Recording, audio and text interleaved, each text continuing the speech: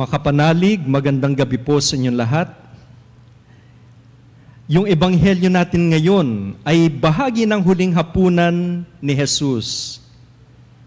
Ito'y karugtong nung narinig natin nung gabi ng Huwebes Santo.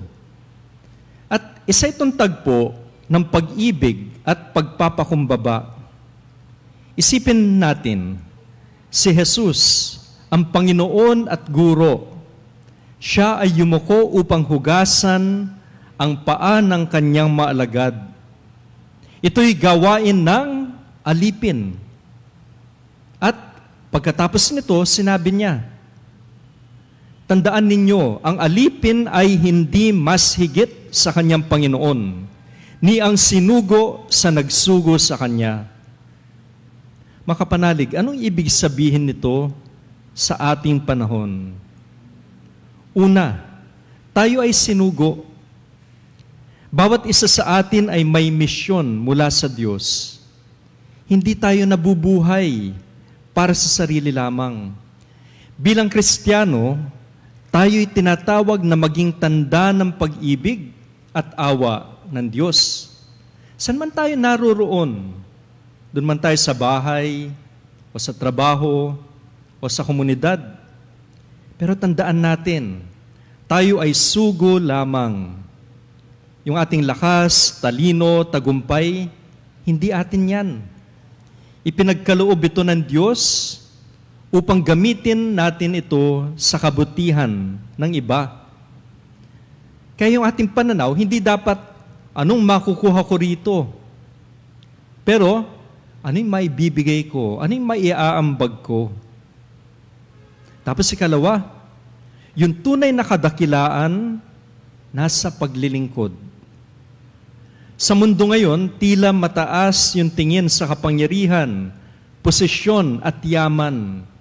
Hindi natin alam, no, kung sino dun sa mga tumakbo nung nakarang halalan, yung talagang bukal sa kalooban nila o yung kanilang ninanais ay yung mapaglingkuran yung iba. Kasi pag meron kang hawak na posisyon, ayun, may kapangyarihan, may yaman. Pero para kay Jesus, ang dakila ay yaong marunong yumuko at maglingkod. Hindi kailangan maging sikat para maging tapat. Hindi kailangan maging leader para magpakita ng malasakit. Tapos ikatlo, hindi sapat ang malaman ang aral. Kailangan isabuhay ito. Sabi ni Jesus, pinagpala kayo kung ito'y inyong nalalaman at ginagawa. Marami sa atin yung nakarinig ng salita ng Diyos. Marami tayong alam tungkol sa kabutihan. Pero yung tunay na pagpapala, nandun sa pagsasabuhay nito. Yung kabutihan, hindi lang kaalaman, kundi aksyon. Mga kapanalig, ito yung hamon ni Jesus. Maging tapat na sugo. Hindi tayo mas mataas sa nagsugo sa atin. Tayo'y kanyang mga instrumento. At sa bawat araw, ito yung tinatanong natin.